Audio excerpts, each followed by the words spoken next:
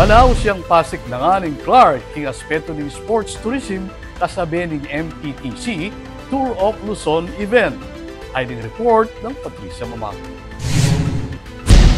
Lalong tumitibay ang posisyon ng Clark bilang center ng sports tourism sa bansa matapos ang matagumpay na pagpapatuloy ng Metro Pacific Tollways Corporation o MPTC Tour of Luzon na sinuportahan ng business tycoon na si Manny V. Pangilinan o MVP sa pamamagitan ng isang malaking dagdag sa premyo. Sa ginanap na media and VIP night nitong April 28 sa Hilton Grand Ballroom, inanunsyo nina MPTC Chief Regulatory Officer Aray Perez at DAC World PH Chairman Patrick Gregorio na itinaas ni MVP ang grand prize sa individual category ng Tour of Luzon sa 1 million pesos mula sa dating 500,000 pesos mula mismo sa kanyang sariling bulsa. Bukod sa 1 million pesos na first prize, itinaas rin ang premyo para sa iba pang top 10 finishers. Tinawag na The Great Revival ang Tour of Luzon ay isang patunay na muling nabubuhay ang sigla ng sports tourism sa bansa,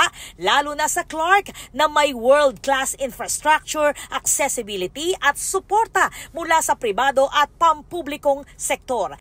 Napakaganda ng Clark. Napakaganda, nakita nyo, no? In fact, ang testament dyan, nung pinapanood natin sa video, di ba yung mga tanawin, mga kalsada, saka yung nakikita nila, no? It's like living in a different country. Talagang sa Clark, ano yan sports tourism at its best. Oo. Talagang kung gusto mo gumawa ng sports tourism, dito ka sa Clark. Dagdag pa ni Gregorio, matagal nang sinusubaybayan ni MVP ang takbo ng Tour of Luzon. Simula pa noong unang araw nito, isang patunay ng kanyang malasakit at paniniwala sa potensyal ng sports sa nation building.